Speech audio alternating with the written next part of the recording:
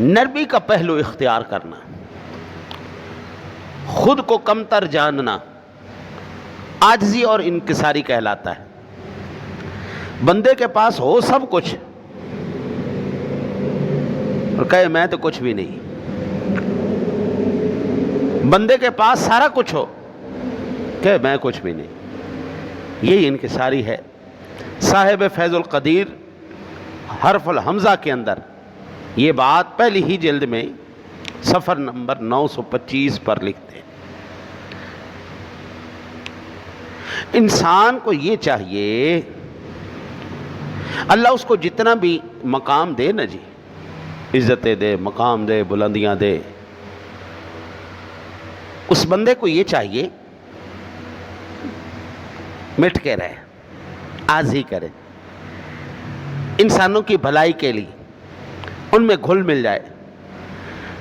اپنی صحبت سے ان کو دور نہ رکھے، اپنی فضیلت اور برتری کے زوم میں مبتلا نہ ہو، دوسروں پر خود کو معمولی ظاہر کرے،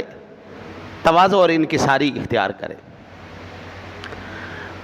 آپ ایمان سے بتائیں، اس کائنات عالم میں میرے تیرے سونے نبی کریم آقا جی علیہ الصلوۃ والسلام کی ذات گرامی سے بڑھ کے افضل کوئی ہے؟ یار ایمان سے بتاؤ کہ کریم آقا جی علیہ الصلوۃ والتسلیم کی ذات گرامی نے اپنے آپ کو اپنے خادموں کے لیے وقف نہیں فرما دیا تھا؟ جو ہو نور علی نور، اور نعرہ لگایا قل انما انا بشر مثلکم، کہ میں ظاہراً تو تم جیسا ہی بشر ہوں۔ پاس ہونے آبا تیری عظمت کے قربان جائے، جس کے ہاتھ کے انگلیوں کے پوروں سے حوض کوثر کے چشمے نکلے، جس کی انگلی کے اشارے سے چاند 2 ٹکڑے ہو جائے، جس کی انگلی کے اشارے سے سورج واپس لوٹ آئے، جس کے لعاب دہن سے نکلی ہوئی آنکھیں ٹھیک ہو جائیں،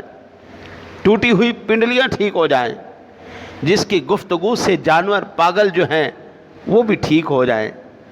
یار جس کی زبانیں کمال سے جب وہ خوشبودار،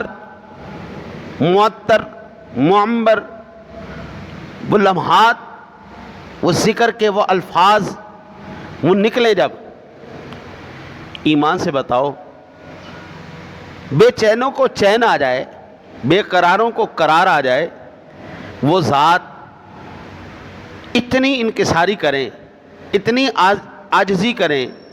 اظہار تواضع فرمائیں، اور نہ صرف فرمائیں بلکہ قرآن بھی کہتا ہے کہ یہ جو قانتین قانتات ہیں اور خاشعین خاشعات ہیں، یہ تواضع والے لوگ، جھکنے والے لوگ،